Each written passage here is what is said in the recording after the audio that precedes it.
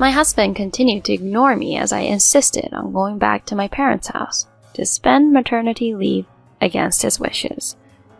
On the morning of the day I was returning to my parents' house, my husband had gathered my belongings and burned them in the backyard. "Hey, what are you doing? Burning my belongings? What's the meaning of this?" As I protested, my husband glared at me. "What's wrong with burning the stuff of someone who's trying to go back home for maternity leave without listening to me?" Huh? Even if you don't like the idea of me going back home, there's no need to do something like this. At that, my husband sighed in frustration. "Listen, you belong to me. Despite being supported by me, don't act all high and mighty. You should just stay in this house and take care of me." What are you saying? I can't stand you anymore. I'll be going back home as planned. My husband's face contorted when I told him that. "Is that so? If that's your intention, I won't stop you anymore. You'll realize it later. You can stay at your parents' house for the rest of your life." I reached my limit at that moment. Burning someone's belongings and not even apologizing, and behaving like this. That's enough. I'm leaving this husband. Though my insides were boiling, I managed to contain my anger, and calmly stated, "Thank you for everything." The next day, my husband went crazy and called me. My name is Serena Harris, and I'm 28 years old. I'm a part-time housewife in my second year of marriage. I was raised in a single-parent household. My mother gave birth to me at a young age and divorced my father soon after. She raised me on her own. However, my mother did not have a respectable educational or professional background, and she had to work very hard to raise me. I, too, had to endure many difficulties in my early life. After graduating high school, I wanted to go to college, but financial constraints made it impossible. I took on office work and started working at a cabaret club. My sole intention was to make life easier for my mother. It turned out that working at the cabaret club suited me quite well. I excelled in the job, both in handling alcohol and engaging with customers, receiving praise from my parents as well. It might have been a career change. I put most of my earnings into buying a condominium at the age of 25, where I lived with my mother. She always told me, "Don't overdo it with night work, it's tough." However, I found joy in working at the cabaret club, quit my daytime job, and eventually focused solely on the night shift. Continuing this lifestyle for 10 years, I upgraded the club to a high-class venue, catering to high-class clientele. I had a regular customer named Taylor. He was a businessman for a wholesale company, well-mannered and enjoyable to be around, providing comfort to me. One day, Taylor came to the restaurant with several young people from his company. "Serena, entertain these guys for me. It's not often they come to a place like this." Taylor laughed heartily. I greeted his subordinates. "Nice to meet you. I'm Serena. Pleased to make your acquaintance." "Wow, I've never seen such a beautiful person before. Nice to meet you." That's how I handed my business card to Kevin, who would later become my husband. Kevin was younger than me and worked as a sales manager in Taylor's company. He was tall, had a kind face, and was well put together. Later on, we discovered that we shared a common interest in movies and had similar tastes. On that day, Kevin behaved like any other customer, but he contacted me later through his work phone. "I can't forget about you, Serena. If you don't mind, would you like to go to the movies with me?" I also have feelings for Kevin, so we ended up going to the movies together. From that point on, we went on daytime dates, deepening our relationship. After Kevin's confession, we officially started dating, and 1.5 years later, he proposed to me on my birthday. "Serena, I love you. Please marry me." Thank you, Kevin. I'm so happy. I joyfully accepted it. "Hey, Serena, if we're getting married, can you quit your night job?" Well, I think that's unavoidable. Although there was no touching at the high-class club, it was still a job involving male clients. If Kevin wanted me to quit, it seemed reasonable. So I quit the nightlife industry as soon as I got married. My mother was very happy about my marriage to Kevin. Serena getting married. I'm truly delighted. Please take care of her, okay? I promise to make her happy, Mom. Seeing my mother shed tears of joy, I felt grateful for deciding to marry Kevin. Even at Kevin's parents' house, I was warmly welcomed. Despite knowing about my previous night job, Kevin's parents told him, "Serena has gone through a lot.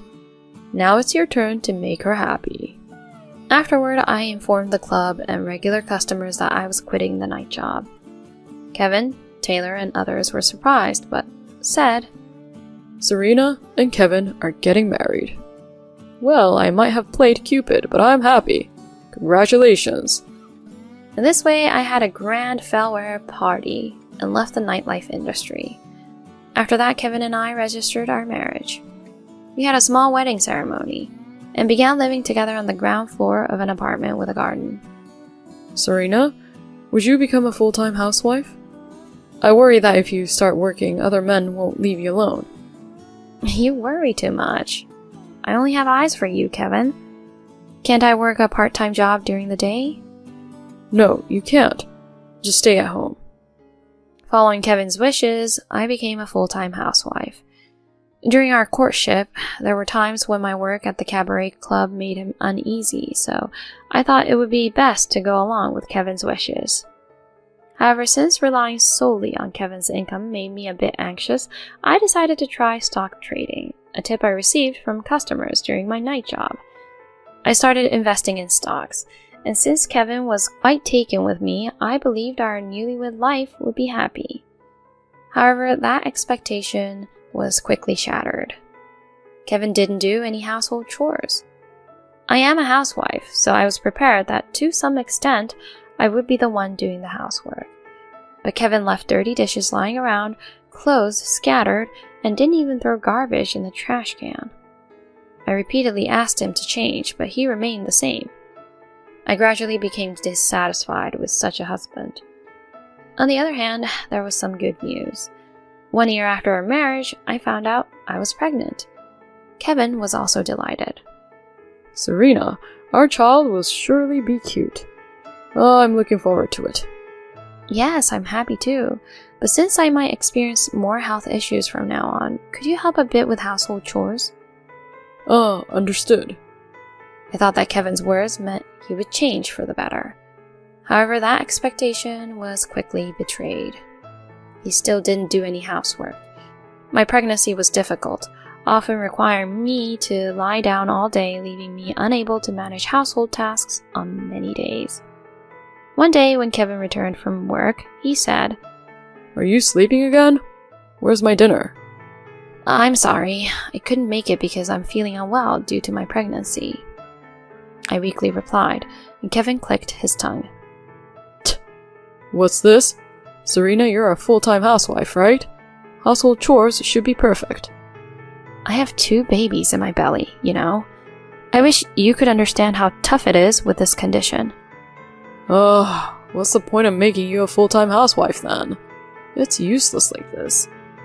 Becoming a full-time housewife was your request, right? I inadvertently replied, but Kevin's eyes changed when he heard that. What? Are you telling me that I have to work or else we won't have a meal? Huh? Your brain is only good for seducing men, right? Be grateful that I'm providing for you. Kevin finally revealed his true colors. I was stunned. Now that the master is back, make dinner quickly. Saying that, Kevin tried to drag me out of bed. I couldn't resist and was forcibly brought to the kitchen by him. Kevin, I'm feeling nauseous and dizzy. Please, understand. Are you still saying that? I could abandon you and the kids, you know. Then you'd go back to your night job, right? Pathetic. I get it, so please stop saying such things. In this way, I, struggling to sit down, ended up making Kevin's dinner. Soon I entered the 7th month of pregnancy. While talking on the phone with my mother as usual, she said, Serena, have you considered having a maternity leave? If you come back here, I can take care of you and I'll feel relieved. Our residence and my parents' house were about a 3-hour drive away. I had been thinking about taking maternity leave, but I couldn't bring myself to say it, thinking it would be a burden on my mother. I'm happy that you said that, Mom. Actually, I was hoping you could help me too. Is that so? You don't have to hold anything back. Come home and take care of yourself and the baby. With that promise from my mother, I hung up the phone. My decision to take maternity leave at my parents' house was firmly made.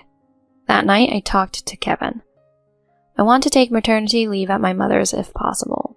I'd like to stay at my parents' house for about 3 months after giving birth next month. Kevin, who was drinking beer, raised his head. Maternity leave at your mom's? No way, Serena. Stay here. But you're not taking paternity leave, right? Since this is my first childbirth, I want my mother to help me. Huh? You plan to leave me alone for 5 months? Who will do the housework during that time?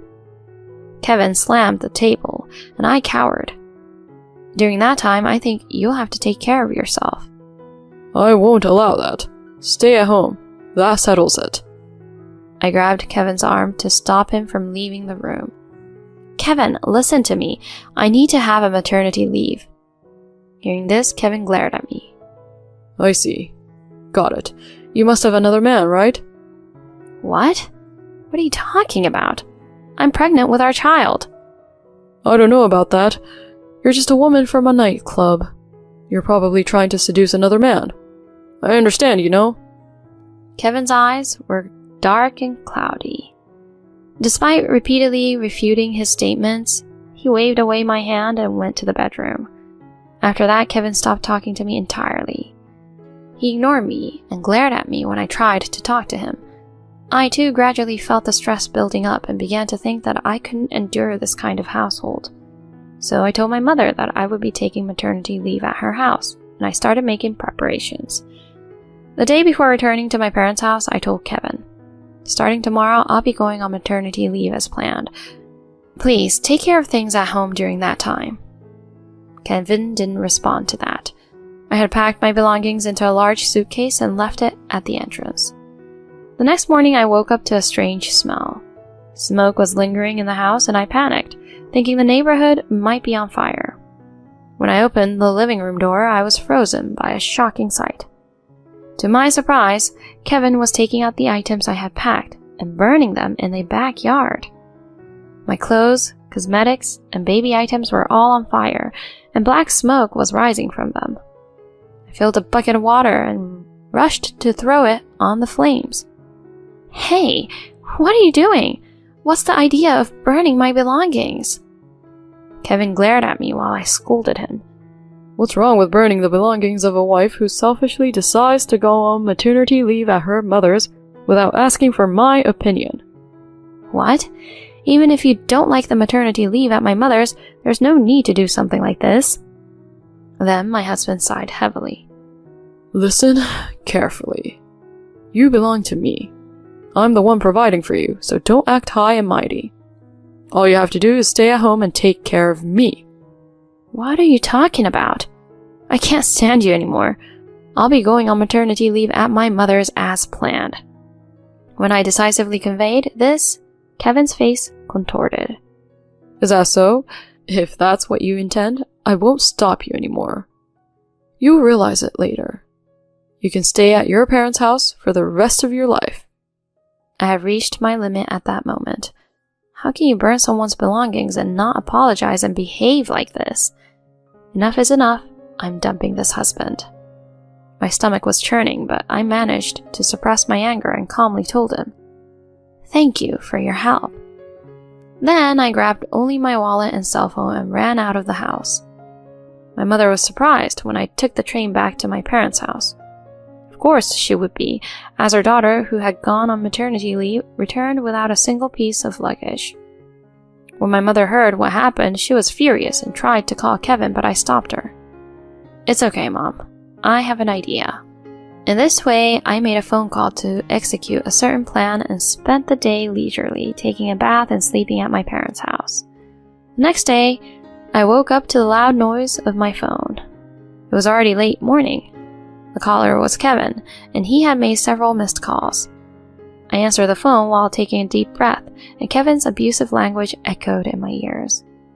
Finally answered, huh? Serena, what's going on? I got several contracts, but all the nightclubs are calling to cancel the contracts, saying they want to terminate the deals. Did you do something? He worked as a sales manager for a liquor distributor, and many purchase contracts came through nightclubs. All those establishments had simultaneously requested to terminate the contract. That was the phone call he was making to complain. Listening to his angry outburst, I coldly informed him. Oh, that was quick. Huh? Did you find it strange that you suddenly got a massive number of contracts? It's because I recommended you to the clubs. All of it. What? Yes, I had approached the owner of the place where I worked, trying to get them to make a contract with your company. The owner had said, "It's for Serena's benefit," and had personally designated each store in the entire group's network to make contracts that would contribute to your performance. When I explained the situation to the owner in detail, he became extremely angry. He ordered the entire group to terminate contracts, stating that he couldn't have someone like that working for the entire organization. If that's the case, what about my performance? Of course, I also informed Taylor, the executive at your company, about this incident. He was quite furious. You recently got promoted thanks to me, but even that position is now in jeopardy. Kevin then started to lose control over the phone. As I listened in silence, Kevin gradually broke into tears and said to me, "Serena, please, forgive me. I love you. I just wanted to monopolize you.